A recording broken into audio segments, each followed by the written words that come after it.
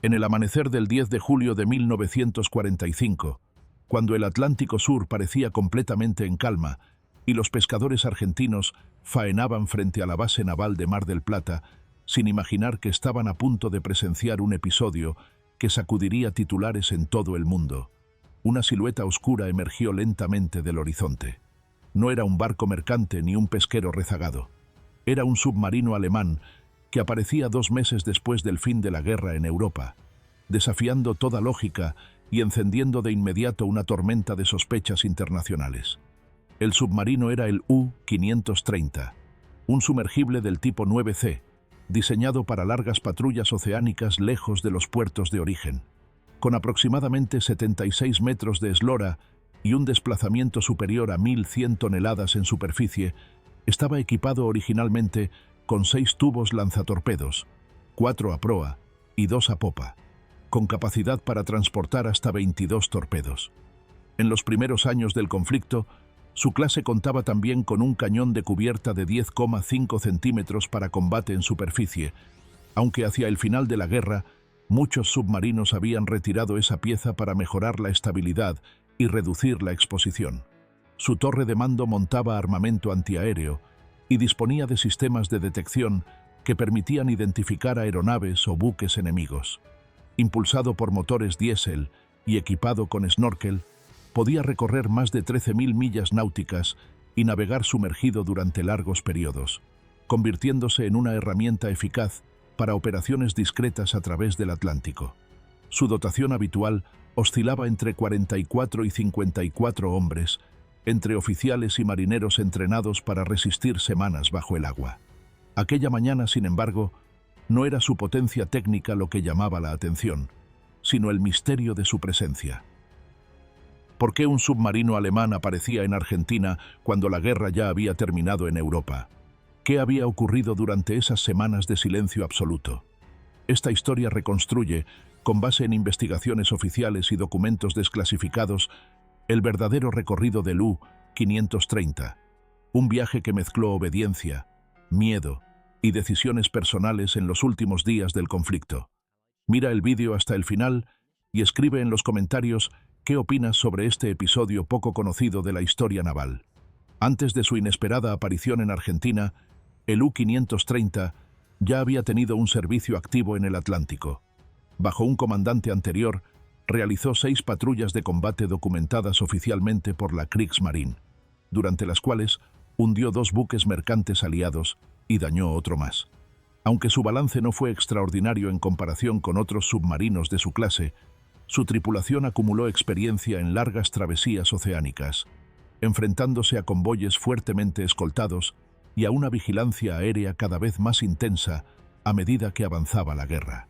En enero de 1945, cuando la situación militar de Alemania era ya crítica en todos los frentes, el mando del submarino pasó a manos de un joven oficial de 24 años, el Oberleutnant zur See Otto Wermuth. Era su primer comando y asumía la responsabilidad en uno de los momentos más caóticos del conflicto. La guerra submarina, que en los primeros años había puesto en jaque al comercio aliado, se encontraba prácticamente derrotada por la superioridad tecnológica y numérica del adversario. Aún así, las órdenes seguían siendo claras: continuar las patrullas e intentar interrumpir el tráfico marítimo enemigo. El 3 de marzo de 1945, Wermuth zarpó desde la base de Horten, en Noruega, con instrucciones de operar en el Atlántico Occidental. El tránsito alrededor de las islas británicas se realizó en gran parte sumergido para evitar la detección por patrullas aéreas, que en aquella etapa del conflicto dominaban amplias zonas del océano. Tras semanas de navegación prudente, el submarino alcanzó aguas próximas a América del Norte hacia finales de abril. Inicialmente se le asignó la misión de interceptar convoyes cerca de Halifax, en Canadá. Sin embargo, la escasez de objetivos y la intensa escolta obligaron a Wermuth a desplazarse hacia el sur, rumbo a las rutas marítimas cercanas a Nueva York. Allí, durante los primeros días de mayo de 1945, el U-530 lanzó varios ataques que resultaron infructuosos. Entre el 4 y el 7 de mayo, disparó 9 torpedos contra convoyes aliados, pero ninguno alcanzó su objetivo debido a fallos técnicos o errores de cálculo. Esos serían los últimos torpedos que el submarino dispararía en combate. El 8 de mayo de 1945, Alemania firmó la rendición incondicional, poniendo fin a la guerra en Europa. En ese momento el U-530 se encontraba en el Atlántico Medio, aproximadamente a 1000 millas al este de Puerto Rico, navegando en una zona amplia y relativamente aislada. Desde el alto mando naval, el gran almirante Karl Dönitz, sucesor designado de Adolf Hitler tras su muerte, transmitió órdenes con prioridad máxima a todas las unidades submarinas: cesar inmediatamente las hostilidades y dirigirse al puerto aliado más cercano para rendirse sin condiciones. Para las tripulaciones de submarinos, acostumbradas a operar bajo disciplina estricta y obediencia absoluta, aquella señal significaba el final definitivo de la guerra. Decenas de sumergibles emergieron en mayo y entregaron sus barcos en puertos británicos, estadounidenses o canadienses. Otros, siguiendo planes previamente establecidos para evitar la captura, optaron por hundir sus propias naves antes de entregarlas. El caos de los últimos días del conflicto generó decisiones drásticas y en muchos casos contradictorias. Otto Wermuth recibió el mensaje de rendición mientras patrullaba en mar abierto. Años más tarde declararía que dudó de la autenticidad inicial de la orden y temió que pudiera tratarse de una estratagema enemiga para forzar a los submarinos a emerger y ser destruidos. Esa desconfianza, combinada con la incertidumbre sobre el trato que recibirían los prisioneros, influyó de manera decisiva en su elección. En lugar de dirigirse al puerto aliado más cercano, tomó una decisión que cambiaría el destino del U-530. Puso rumbo al sur. Su objetivo sería Argentina, país que durante gran parte del conflicto había mantenido una posición de neutralidad, aunque en marzo de 1945 había declarado formalmente la guerra a Alemania. Es probable que Wermuth no comprendiera plenamente el alcance político de ese cambio o confiara en que la distancia geográfica ofreciera mejores condiciones de entrega. Ordenó cesar toda operación ofensiva y preparar el submarino para una larga travesía clandestina, consciente de que se alejaba de la instrucción directa del alto mando. Así comenzaba la fase más enigmática del viaje del U-530, una navegación prolongada en tiempo de paz que alimentaría sospechas durante décadas. Con el nuevo rumbo establecido hacia el sur, el U-530 inició una travesía que oficialmente ya no era de combate, pero que se desarrolló con el mismo sigilo que una misión en plena guerra. Wermuth ordenó navegar sumergidos durante el día, utilizando el snorkel para hacer funcionar los motores diésel y recargar baterías mientras el casco permanecía apenas por debajo de la superficie. De noche, cuando el riesgo de detección aérea disminuía, el submarino emergía brevemente para avanzar con mayor velocidad en mar abierto. La radio se utilizó lo mínimo indispensable, limitándose a recibir boletines meteorológicos cuando era posible. El objetivo era no delatar su posición en un océano que aún estaba vigilado por fuerzas aliadas. La ruta elegida evitó las zonas más transitadas y pasó al este de Bermudas antes de cruzar el Ecuador a mediados de junio de 1945, siempre bajo condiciones de máxima discreción. Durante esta etapa, Wermuth comenzó también a eliminar cualquier material que pudiera resultar sensible en caso de inspección. Conforme a prácticas habituales antes de una rendición, se arrojaron al mar los libros de códigos, el cuaderno de señales cifradas y el libro de bitácora oficial. También fueron desechados los torpedos restantes, salvo uno cuya batería había explotado y que ya no era utilizable. Se lanzó por la borda la cabeza de guerra dañada y componentes como el giroscopio, así como munición antiaérea y parte del equipo de detección. Estas acciones, confirmadas posteriormente en interrogatorios y registros aliados, pretendían impedir que tecnología o información estratégica cayeran en manos extranjeras.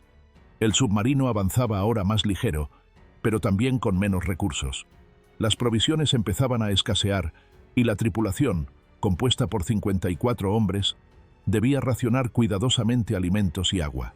A pesar del desgaste físico y psicológico acumulado tras meses de patrulla y semanas adicionales de navegación incierta, no se registraron incidentes graves a bordo. A finales de junio, el U-530 entró en el Atlántico Sur. Inicialmente se consideró la posibilidad de rendirse cerca de Buenos Aires, pero finalmente se decidió aproximarse a Mar del Plata, principal base naval argentina. La noche del 9 de julio de 1945, el submarino se acercó a la costa. Después de más de 70 días en el mar desde la rendición alemana, el viaje estaba a punto de concluir, aunque el misterio apenas comenzaba. Poco antes del amanecer del 10 de julio de 1945, el U-530 emergió frente a la costa de Mar del Plata y avanzó lentamente hacia la entrada del puerto. La maniobra se realizó con cautela, navegando en superficie y manteniendo una velocidad reducida.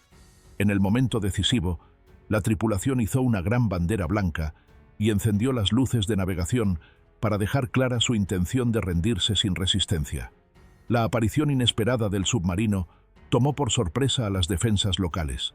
Según informes posteriores de la Armada Argentina, la nave logró aproximarse sin ser detectada de inmediato por todos los puestos de vigilancia. Una vez dentro del puerto, Wermuth utilizó una lámpara de señales para transmitir el mensaje identificándose como submarino alemán y solicitando formalmente la rendición. Las autoridades navales argentinas reaccionaron con rapidez.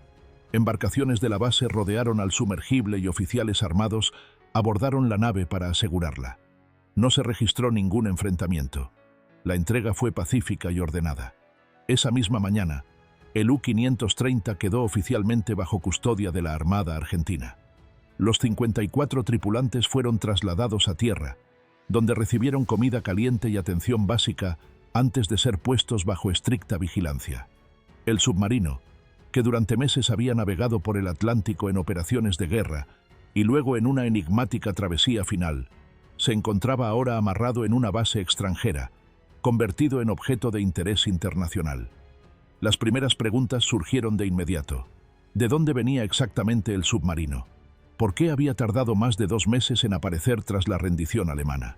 Durante los interrogatorios iniciales, Wermuth explicó que el 8 de mayo su unidad se encontraba en el Atlántico Norte y que decidió dirigirse a Argentina para rendirse allí. Sin embargo, no pudo ofrecer una explicación detallada que justificara plenamente la duración del viaje. La ausencia del libro de bitácora, la falta de torpedos y la inexistencia de documentos personales en poder de la tripulación despertaron sospechas adicionales.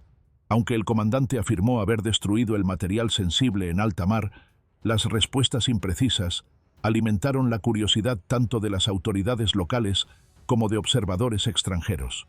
La noticia de la rendición del U-530 se difundió con rapidez más allá de Argentina. En cuestión de días, agencias internacionales y autoridades aliadas solicitaron información detallada sobre la llegada del submarino. El hecho de que Argentina hubiera declarado la guerra a Alemania en marzo de 1945 añadía un componente diplomático delicado, ya que el país sudamericano debía demostrar transparencia y cooperación en un momento políticamente sensible. La Armada Argentina decidió trasladar a la tripulación a un centro de detención en el interior del país, mientras se realizaban interrogatorios formales. Paralelamente, se acordó entregar el submarino a los Estados Unidos como gesto de colaboración con las potencias vencedoras. Inspectores navales y oficiales de inteligencia argentinos examinaron la nave en busca de compartimentos ocultos, documentos secretos o indicios de pasajeros no declarados. Las inspecciones físicas no revelaron estructuras anómalas más allá de los espacios de almacenamiento habituales en un submarino de su clase. Cuando oficiales estadounidenses participaron en los interrogatorios, insistieron repetidamente en una cuestión central: si el U-530 había transportado pasajeros, fugitivos o carga especial durante su prolongada travesía. Wermuth y sus hombres negaron de forma constante haber llevado a bordo a civiles o militares adicionales. Declararon que, tras recibir la orden de rendición, optaron por navegar hacia el sur y que durante el trayecto no recogieron ni desembarcaron a nadie. A pesar de la coherencia general de sus declaraciones, persistía la duda sobre el retraso de más de 2 meses. Un viaje directo desde el Atlántico Norte hasta Argentina habría podido completarse en un plazo menor bajo condiciones normales. Sin embargo, los investigadores también consideraron factores como la navegación en inmersión prolongada, la necesidad de evitar rutas patrulladas y la destrucción deliberada de equipo y armamento, acciones que pudieron ralentizar considerablemente el avance. El comunicado oficial argentino subrayó que no había evidencia de actividades hostiles recientes ni de presencia de altos dirigentes alemanes a bordo. No obstante, en el ámbito internacional comenzaron a circular especulaciones que pronto transformarían un hecho naval documentado en una historia rodeada de teorías. A medida que avanzaban los interrogatorios, comenzaron a circular rumores cada vez más sensacionales en la prensa regional e internacional. El hecho de que el U-530 hubiese aparecido en Argentina más de 2 meses después de la rendición alemana alimentó teorías que pronto escaparon del terreno estrictamente naval. Algunos medios insinuaron que el submarino podría haber realizado una escala secreta en la costa patagónica antes de entrar en Mar del Plata. Una de las especulaciones más difundidas sostenía que el U-530 habría transportado a altos dirigentes alemanes hacia Sudamérica. Incluso surgieron versiones que afirmaban que Adolf Hitler y Eva Braun habrían escapado por mar. Estas afirmaciones se basaban en supuestos testimonios no verificados y en informes policiales que nunca fueron confirmados por investigaciones oficiales. Las autoridades argentinas negaron categóricamente que el submarino hubiese desembarcado pasajeros en territorio nacional antes de su rendición formal. Al mismo tiempo, en Brasil surgió otra acusación grave. Algunos oficiales navales plantearon la posibilidad de que el U-530 hubiera sido responsable del hundimiento del crucero brasileño Bahía el 4 de julio de 1945. Dado que el submarino se encontraba en el Atlántico Sur en fechas cercanas, la coincidencia temporal generó sospechas. Sin embargo, una investigación brasileña posterior concluyó de manera definitiva que el hundimiento del Bahía fue causado por una explosión accidental a bordo durante ejercicios con artillería, descartando cualquier ataque submarino. La aparición semanas después del U-977 en Argentina, que se rindió el 17 de agosto de 1945, intensificó aún más las teorías conspirativas. La presencia de 2 submarinos alemanes en puertos argentinos fue interpretada por algunos sectores como indicio de una operación coordinada. No obstante, los interrogatorios independientes y los informes aliados no encontraron pruebas de cooperación secreta ni de transporte de líderes o bienes ocultos. Las investigaciones aliadas posteriores a la guerra concluyeron que no existía evidencia creíble que vinculara al U-530 con fugas organizadas o misiones clandestinas posteriores a la rendición. A pesar de ello, el vacío dejado por la destrucción del libro de bitácora permitió que las conjeturas persistieran durante décadas. Tras varias semanas bajo custodia argentina, el destino del U-530 quedó sellado por acuerdos diplomáticos. En agosto de 1945, la Armada de los Estados Unidos tomó posesión oficial del submarino como botín de guerra, dentro de un programa destinado a estudiar la tecnología naval alemana capturada. La transferencia se realizó con supervisión formal y documentación detallada, reflejando el interés técnico que despertaban los sistemas de propulsión, el snorkel y otros elementos de diseño. El submarino, junto con el U-977 que se había rendido semanas más tarde, fue remolcado hacia el Canal de Panamá y posteriormente trasladado a la costa este de los Estados Unidos. Allí fue sometido a inspecciones técnicas adicionales por parte de ingenieros navales e inteligencia marítima. Los informes estadounidenses señalaron que el estado general de la nave mostraba signos de desgaste por la larga travesía y por la destrucción deliberada de ciertos equipos antes de la rendición. Durante el otoño de 1945, el U-530 fue exhibido brevemente en algunos puertos estadounidenses como ejemplo tangible de la guerra submarina recientemente concluida. Para el público era una oportunidad de observar de cerca un sumergible que había operado en el Atlántico durante los años más intensos del conflicto. Sin embargo, el interés técnico disminuyó con rapidez a medida que nuevas prioridades estratégicas ocupaban la atención de la posguerra. En cuanto a la tripulación, los marinos fueron trasladados a territorio estadounidense para continuar los interrogatorios. No se presentaron cargos formales más allá de la desobediencia implícita a la orden inicial de rendición inmediata. Con el paso del tiempo, y tras cumplir el período de detención establecido para prisioneros de guerra, los hombres del U-530 fueron repatriados a Alemania en 1947. El comandante Otto Wermuth sobrevivió al conflicto y regresó a la vida civil. Los registros históricos disponibles indican que vivió durante décadas después de la guerra, aunque mantuvo un perfil discreto y no dejó memorias extensas que ampliaran los detalles de su controvertida decisión. Pero la historia del submarino aún no había terminado, porque su destino final sería tan contundente como simbólico. A finales de 1947, cuando el interés técnico por el U-530 había disminuido y la Armada de los Estados Unidos consideró que ya no aportaba valor estratégico significativo, se tomó la decisión de utilizarlo como blanco en ejercicios navales. Esta práctica era habitual en la posguerra para evaluar armamento y entrenar tripulaciones en condiciones reales. El 20 de noviembre de 1947, frente a la costa de Cape Cod, el submarino estadounidense USS Toro recibió la orden de ejecutar el disparo final contra el antiguo sumergible alemán. El U-530, ya sin tripulación y preparado como objetivo, flotaba en el Atlántico como un vestigio tangible de una guerra que había concluido 2 años antes. Desde el periscopio del USS Toro se alineó el blanco y se lanzó un torpedo real. El proyectil impactó en el centro del casco, partiendo prácticamente la nave en 2 secciones.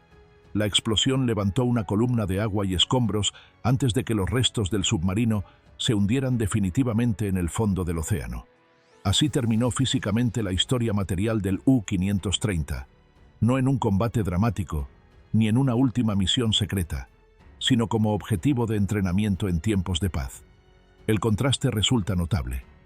El submarino, que había sido diseñado para largas patrullas oceánicas y ataques sigilosos contra el tráfico marítimo, terminó convertido en chatarra submarina frente a la costa estadounidense. Sin embargo, aunque su estructura desapareció bajo el agua, el enigma de su prolongada ausencia tras la rendición alemana continuó despertando interés entre historiadores y aficionados a la historia naval. La destrucción del U-530 cerró el capítulo operativo, pero no apagó las preguntas que habían surgido desde su inesperada llegada a Argentina en julio de 1945. Al mirar en retrospectiva, el viaje del U-530 desde las frías aguas del Atlántico Norte hasta la costa argentina representa uno de los episodios más singulares de la Segunda Guerra Mundial. No fue la misión más heroica ni la de mayor impacto estratégico, pero su mezcla de desobediencia, supervivencia y misterio ha dejado una huella duradera en la historia naval. La decisión del comandante Wermuth de desviarse hacia Argentina, ignorando la orden de rendición inmediata, fue un acto de juicio personal que combinó temor a represalias, preocupación por la tripulación y prudencia estratégica. A su llegada a Mar del Plata, el submarino capturó la atención internacional y alimentó teorías conspirativas que persistieron durante décadas. La prensa y algunos oficiales aliadas especularon con la posibilidad de que transportara pasajeros importantes, cargamentos secretos o incluso fugas de líderes nazis, pero las investigaciones exhaustivas nunca encontraron pruebas que sostuvieran estas afirmaciones. La ausencia del libro de bitácora y la eliminación de armamento y equipos sensibles contribuyó a la sensación de misterio, pero historiadores concuerdan en que estas acciones fueron medidas de autoprotección y ocultamiento de desobediencia, no indicios de conspiraciones globales. Tras la entrega a Estados Unidos, la exhibición temporal del submarino y su posterior destrucción como blanco de entrenamiento cerraron su historia material, pero reforzaron su legado legendario. Mientras muchos sumergibles alemanes se rindieron puntualmente y sin incidentes, el U-530 representa un caso único de decisión autónoma en el ocaso de la guerra.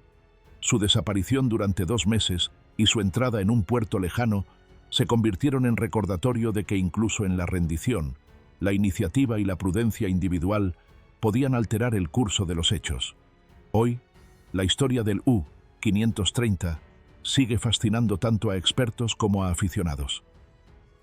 Es un ejemplo claro de cómo el hecho histórico y la leyenda se entrelazan cuando quedan lagunas sin resolver y la imaginación humana las completa con suposiciones. La travesía del submarino hacia Argentina encapsula el caos y la incertidumbre de los últimos días del conflicto mundial, así como la complejidad de la vida de quienes servían en la Kriegsmarine, enfrentando decisiones críticas bajo presión extrema. Si te ha intrigado esta historia, no olvides darle me gusta, dejar tus comentarios con tus impresiones y suscribirte al canal para descubrir más relatos sorprendentes de la historia naval. Cada detalle del U-530, desde su construcción hasta su último viaje, permanece como testimonio de la mezcla entre hechos verificables y el misterio que los rodea.